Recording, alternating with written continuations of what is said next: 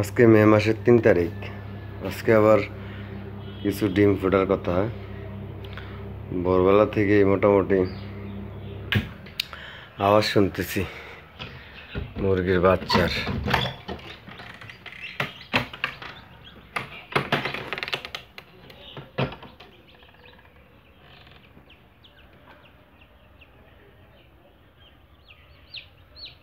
একদম সব জায়গায় বাচ্চা।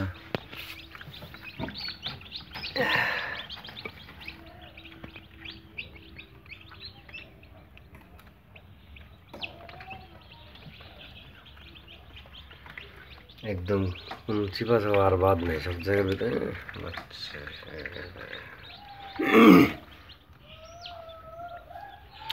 আমি যদি ভিডিওগুলি আপলোড একটু লেটে করি, তারিখ অনুযায়ী জাস্ট ভিডিওগুলি তৈরি করে রাখি।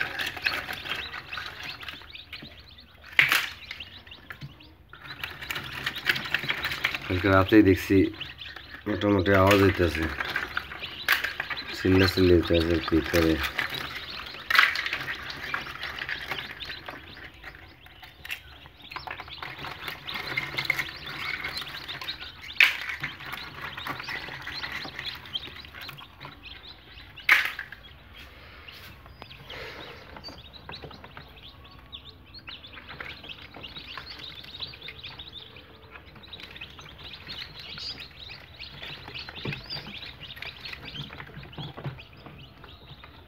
এগুলো সব ফার্ম মুরগির বাচ্চা।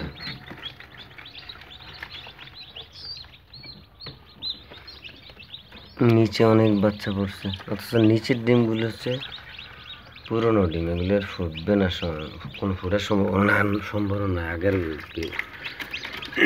আগের বেছের ডিমগুলি রাইখা দিছি, যদি গ্রহণ নষ্ট হয়ে যায় ভুলবশত, তাহলে তো খারাপ লাগবে। এই জন্য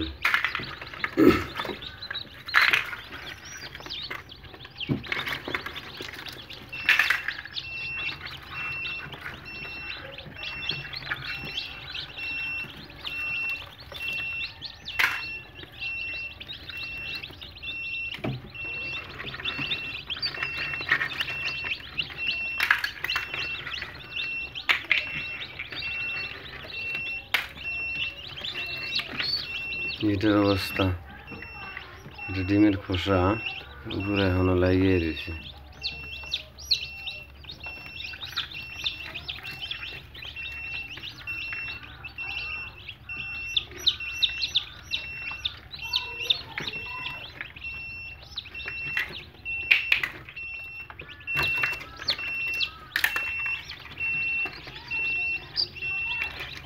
এখানে 137টা ডিম আছে।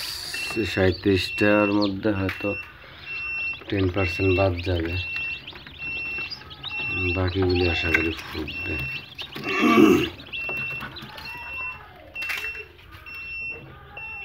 নিচে এদিক দিয়ে গিয়ে বাচ্চা পড়ে রয়েছে।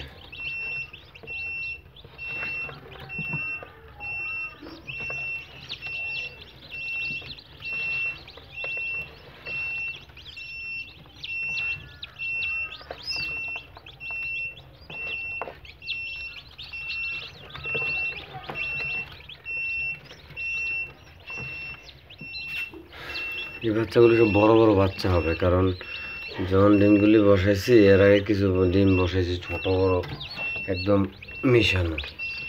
এগুলি আবার কি করছি, সব বাচ্চা ডিম, একদম বড় বড় সাইজের ডিমগুলি বসাইছি। এই জন্য এগুলির বাচ্চা সব বড় সাইজের বাচ্চা হবে। ছোটো বাচ্চা হইলে কি হয়, বাচ্চাগুলো টিকানো যায় না, একটু দুর্বল হয়, রোগা হয়। যেমন সুস্থ বাবা মা থেকে সুস্থ সন্তানই আশা করা যায়, আর অসুস্থ বাবা মা থেকে সুস্থ সন্তান আশা করা খুবই কঠিন। এগুলি ফুটছে সকাল থেকে বা রাতের থেকে, হলো হালকা পাতলা ফুটছে সকাল থেকে, হয়তো ফুটা শুরুছে 24 ঘন্টা পরে ব্রুডারে দিতে হবে। তো এই অনুযায়ী বিকাল পর্যন্ত এগুলি এখানেই থাকবে, এরপরে হয়তো ব্রুডিংয়ে দেবো আর কি।